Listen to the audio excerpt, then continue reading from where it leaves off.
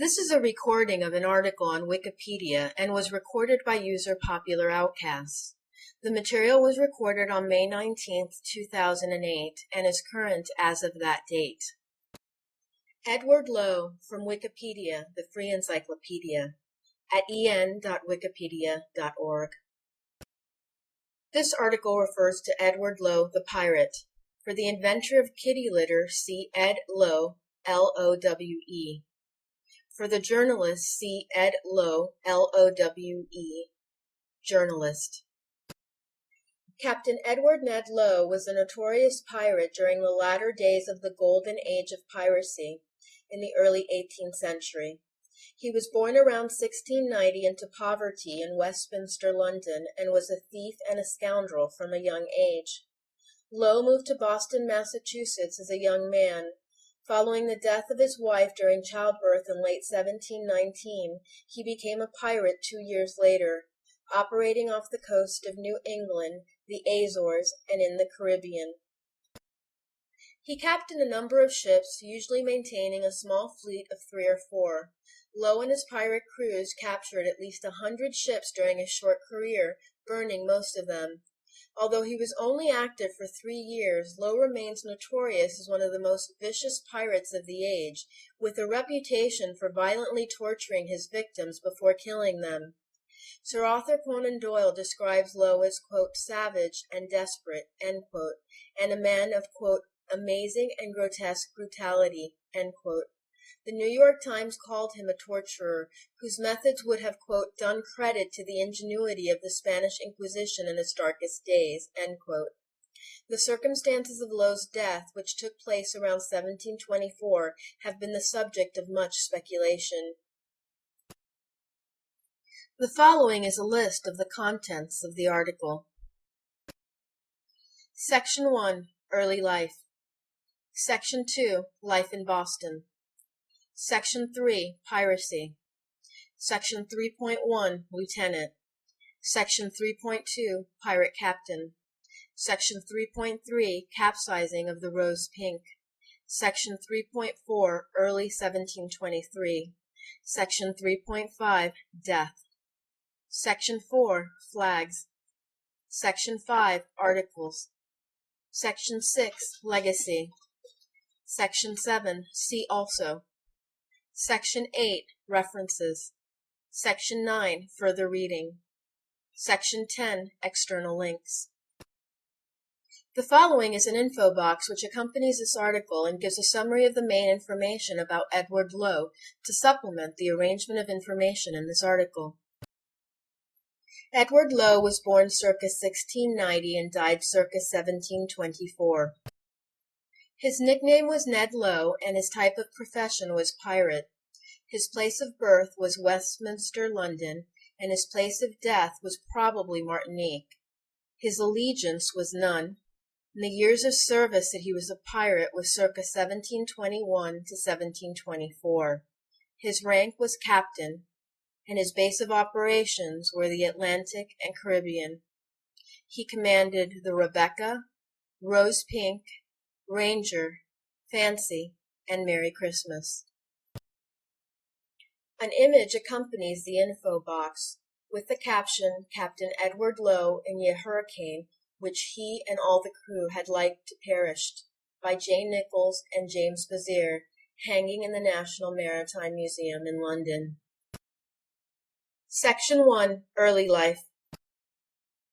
According to Charles Johnson's The General History of the Pirates, Edward Lowe was born in Westminster, London, England, in around 1690.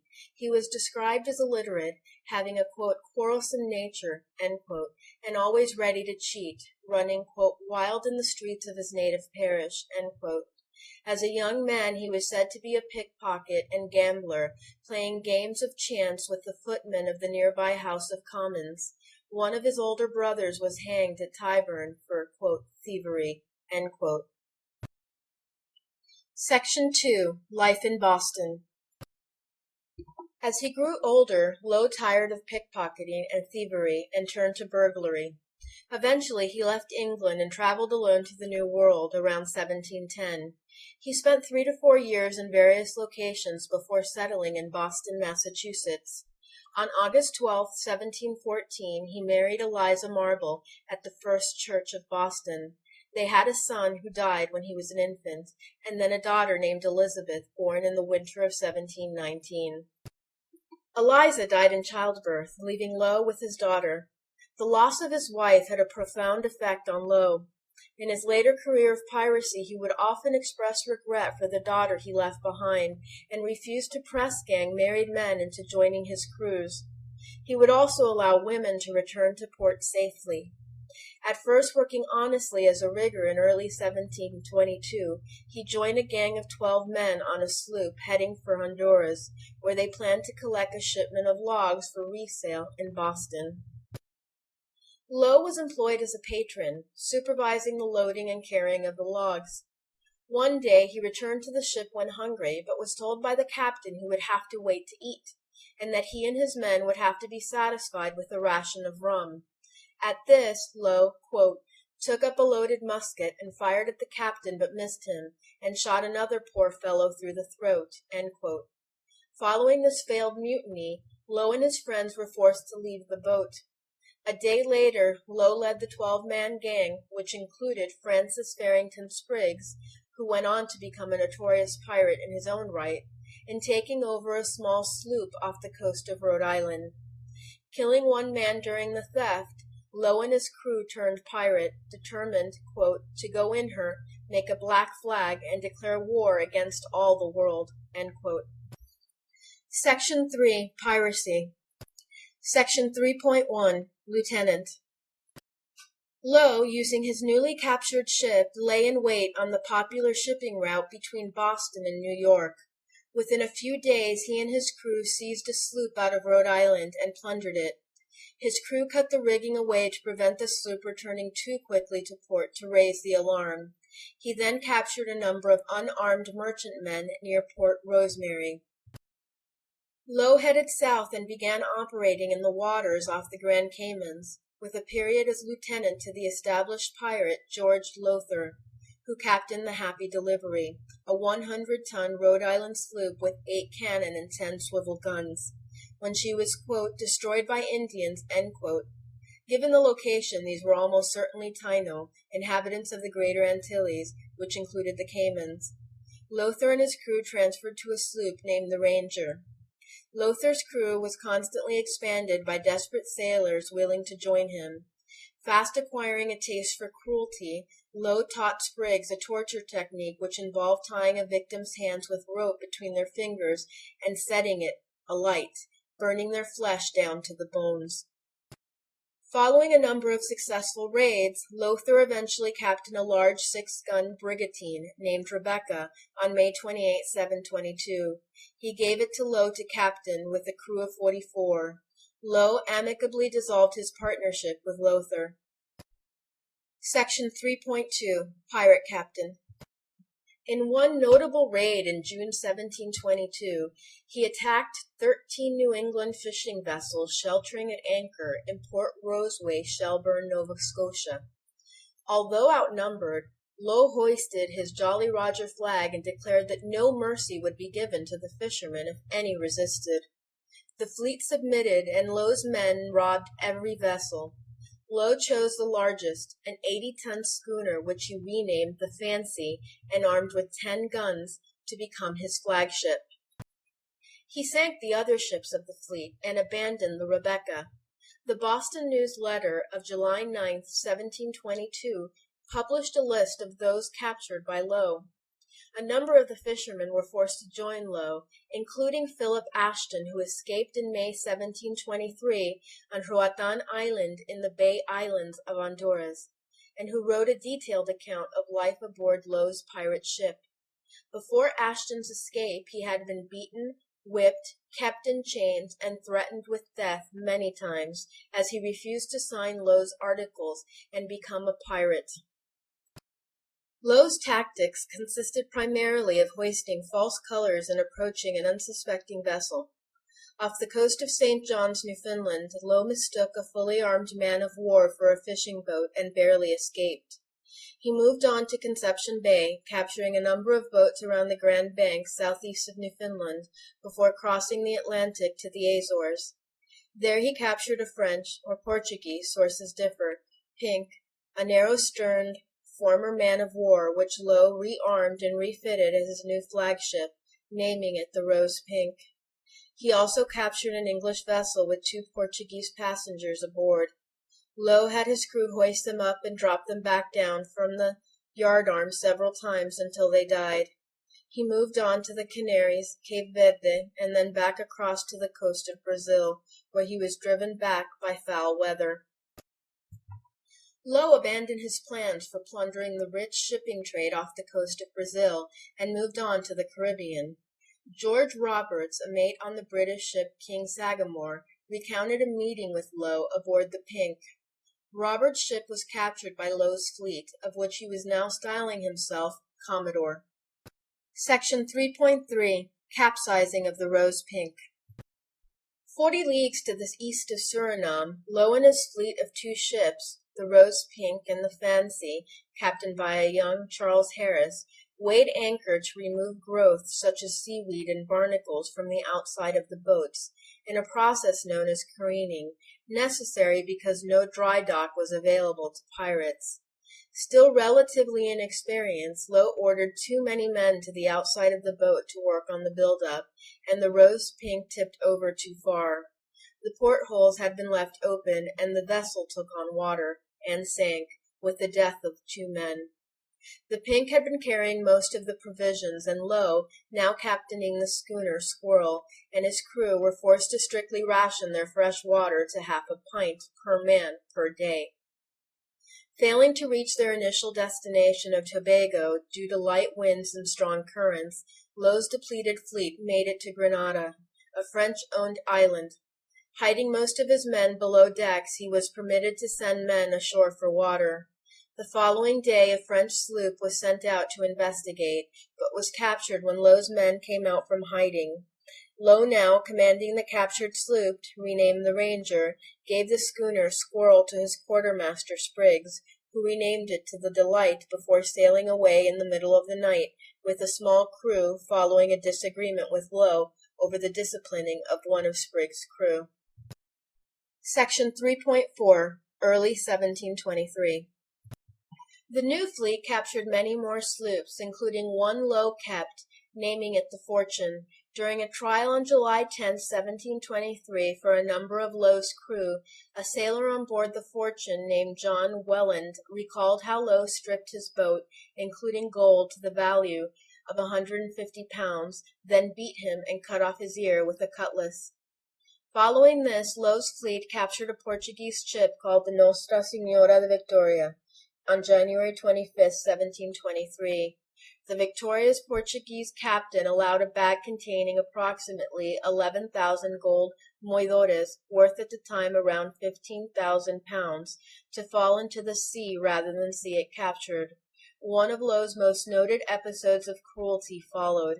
In his rage, he slashed off the Portuguese's captain's lips with a cutlass, broiled them, and forced the victim to eat them while still hot. He then murdered the remaining crew. Low's own men described him as, quote, a maniac and a brute, end quote.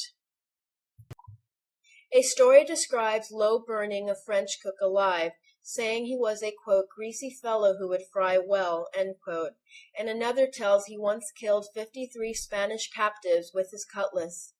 Some historians, including David Cordingly, believe this was deliberately done to cultivate a ferocious image. Historian Edward Leslie describes Low as a psychopath with a history filled with, quote, mutilations, disembowelings, decapitations, and slaughter, end quote. Low, like other pirates of the time, tried to intimidate his victims into surrendering by threatening to kill or torture them. The crew of the targeted ship would hinder the officers from defending the ship, so afraid were they of reprisals. One failed torture session led to one of Low's crew members accidentally cutting him in the mouth. Botched surgery left Low scarred. A snow called the Unity was added to the fleet and used as a tender, but was abandoned during an encounter with a man-of-war named the Mermaid. As Lowe's success increased in the Caribbean, so did his notoriety. Eventually a bounty was placed on his head, and Lowe set out for the Azores, again teaming up with Charles Harris. As they terrorized the Azores, the pressure increased from the authorities, who by then had taken special notice of Edward Lowe, despite the hordes of pirates in operation at the time. Section 3.5 Death. Lowe, Harris, and their ships left the Azores for the Carolinas. On June 10, 1723, they suffered a resounding defeat in a battle with HMS Greyhound, a heavily armed man of war. The Greyhound had been dispatched under the command of Peter Solgaard to hunt down Lowe and his fleet. Lowe fled in the Fancy with a skeleton crew and 150 pounds on board, and headed back to the Azores, leaving Harris and the Ranger behind. 25 of the crew of the Ranger, including the ship's doctor, were tried between July 10th and July 12th, with Solgaard giving evidence and recounting the battle. The men were hanged for felony, piracy, and robbery near Newport, Rhode Island, on July 19th, 1723. Harris was sent back to England and hanged at Wapping. When Solgaard returned to New York, he was presented with the freedom of the city and a gold snuff box for his part in bringing some of Lowe's crew to justice. Lowe, still captaining the Fancy, sailed north. He captured a whaling vessel 80 miles out at sea, and in a foul mood following the encounter with the Greyhound and the loss of his right-hand man, Harris, tortured the captain before shooting him through the head. He set the whaler's crew adrift with no provisions, intending them to starve to death. They were lucky and reached Nantucket after a difficult journey. Remaining off the coast of North America, his crew took a fishing boat near Block Island. Lowe decapitated the ship's master and sent the crew ashore. When he captured 2 more fishing boats near Rhode Island, his actions became so savage, his crew refused to carry out his orders to torture the fishermen. Heading south again, Lowe captured a 22-gun French ship and a large Virginian merchant vessel, the Merry Christmas, in late June 1723. Following the defeat by the Greyhound, Lowe became particularly cruel to his English victims. His fleet of 3 ships joined forces with George Lowther in July. In late 1723, Lowe and Lowther's fleet captured the Delight off the coast of Guinea, mounting 14 guns on her, with command being given to Spriggs. 2 days later, Spriggs and Lowther both abandoned Lowe, leaving him the Merry Christmas, by now mounted with 34 guns as his sole ship. There are conflicting reports on the circumstances of Edward Lowe's death. Charles Johnson, considered by some to be Daniel Defoe writing under a pseudonym, stated in his A General History of the Pirates, at odds with other sources, that Edward Lowe and the Fancy were last sighted near the Canaries and Guinea, but at the time of his 1724 book no further reports had surfaced. He noted one rumor that Lowe was sailing for Brazil, and another that Lowe's ship sank in a storm with the loss of all hands. The National Maritime Museum in London states that he was never caught, ending his days in Brazil. The pirate's own book and Ossian both suggest that Lowe was set adrift without provisions by the crew of the Merry Christmas, in a mutiny brought about by Lowe's murdering of a sleeping subordinate following an argument. Lowe was subsequently rescued by a French ship. When the French authorities learned of his identity, he was brought to trial and was hanged in Martinique in 1724. Section 3 Piracy of this article contains 3 quotes.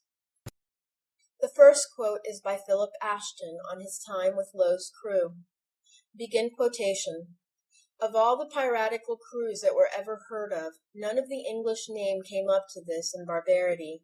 Their mirth and their anger had much the same effect, for both were usually gratified with the cries and groans of their prisoners, so that they almost as often murdered a man from the excess of good humor as out of passion and resentment, and the unfortunate could never be assured of safety from them, for danger lurked in their very smiles.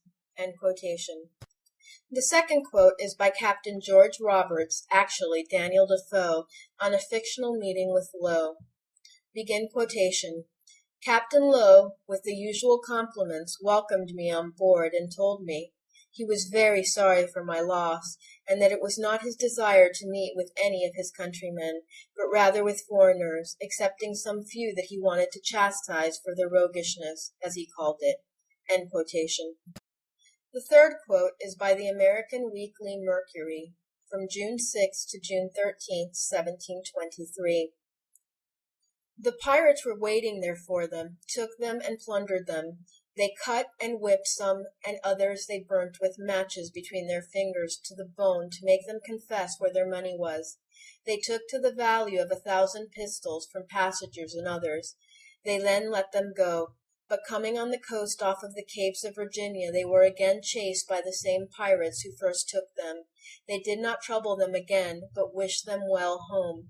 They saw at the same time his consort, a sloop of 8 guns, with a ship and a sloop, which were supposed to be the prizes.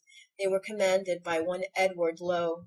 The pirates gave us an account of his taking the Bay of Honduras from the Spaniards, which had surprised the English in taking them and putting all the Spaniards to the sword, excepting 2 boys, as also burning the King George, and a Snow belonging to New York, and sunk one of the New England ships, and cut off one of the master's ears and slit his nose. All this they confessed themselves. This section of the article also contains 2 images. The first image is captioned, "The Cruelties Practiced by Captain Lowe," from a pirate's own book, 1837. The second image is captioned, "Lowe presenting a pistol and a bowl of punch," from a pirate's own book, 1837. Section 4. Flags.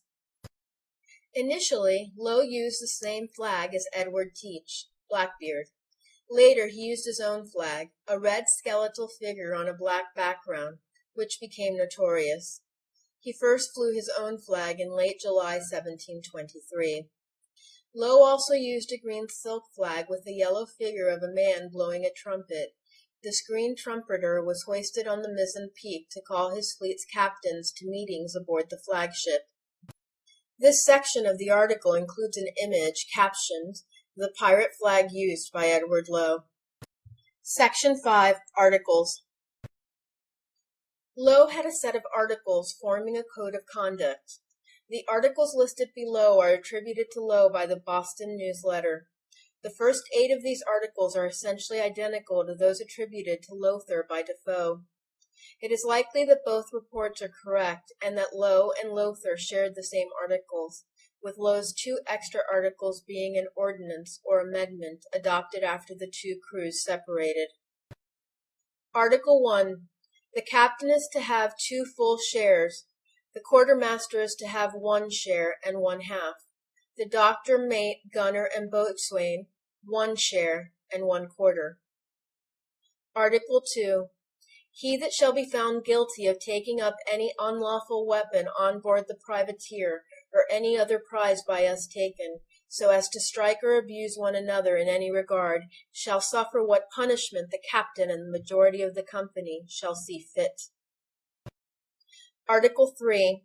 He that shall be found guilty of cowardice in the time of engagement shall suffer what punishment the captain and the majority of the company shall think fit. Article 4. If any gold, jewels, silver, etc., be found on board of any prize or prizes to the value of a piece of 8, and the finder do not deliver it to the quartermaster in the space of 24 hours, he shall suffer what punishment the captain and the majority of the company shall think fit. Article 5. He that is found guilty of gaming or defrauding one another of the value of broil of plate shall suffer what punishment the captain and the majority of the company shall think fit. Article 6.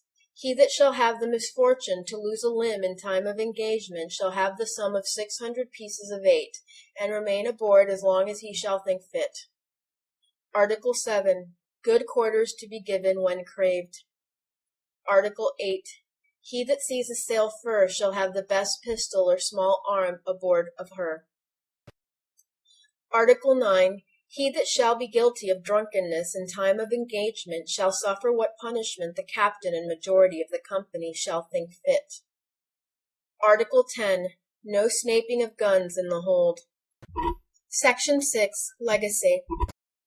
Edward Lowe's acts, along with those of other pirates of the period, such as Edward Teach, Bartholomew Roberts, Black Bart, and William Fly, led to a great increase in the military presence to protect shipping lanes, resulting in the effective end of the golden age of piracy. By 1700, the European states had enough troops and ships at their disposal, following the end of a number of wars, to begin better protecting their important colonies in the West Indies and in the Americas, without relying on the aid of privateers. Pirates based in the Caribbean were chased from the seas by a new British Royal Navy squadron based at Port Royal, Jamaica, and a smaller group of Spanish privateers sailing from the Spanish Main, known as the Guarda de Costa, Coast Guard in English, or simply the Guarda. Less is recorded of Lowe than of other equally prolific pirates such as Teach and Stede Bonnet. Howard Pyle, in an 1880 children's book on pirates, said, quote, "No one stood higher in the trade than Lowe, and no one mounted to more lofty altitudes of bloodthirsty and unscrupulous wickedness. 'Tis strange that so little has been written and sung of this man of might, for he was as worthy of story and of song as was Blackbeard." End quote. Sir Arthur Conan Doyle, in his work The Green Flag, described Lowe as, quote, "savage and desperate," quote, and a man of, quote, "amazing and grotesque brutality," end quote.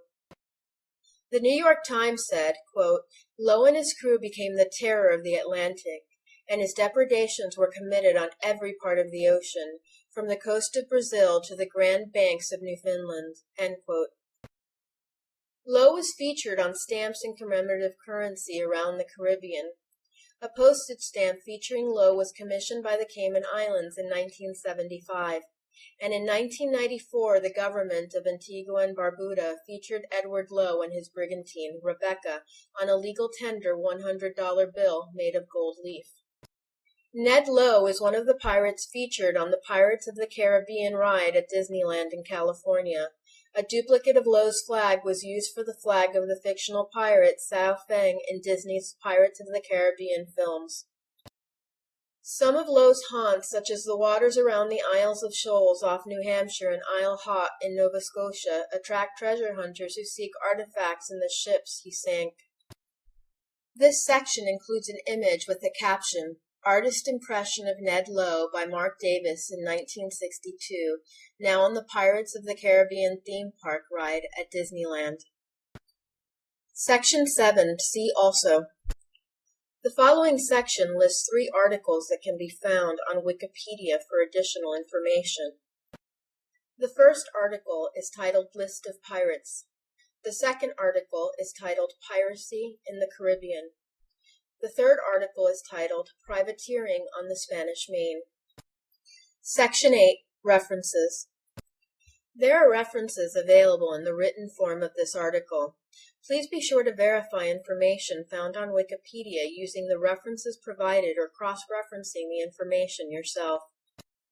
This section of the article includes an image with the caption, "A 1936 Jolly Roger Cups pirate card featuring an artist impression of Edward Lowe." Section 9. Further reading. This section includes a list of books where you can find additional information regarding the subject matter of this article. Section 10. External links. This section lists 3 external links on the Internet that can be used to find additional information on the subject matter of this article. The first external link is titled A Pirate's Who's Who, Edward Lowe. The second link is titled The Pirate's Realm, Edward Lowe. The third is titled Guide to Edward Lowe. You can return to the written form of this article to access these links. This sound file and all text in the article are licensed under the GNU Free Documentation License, available at www.gnu.org/copyleft/fdl.html.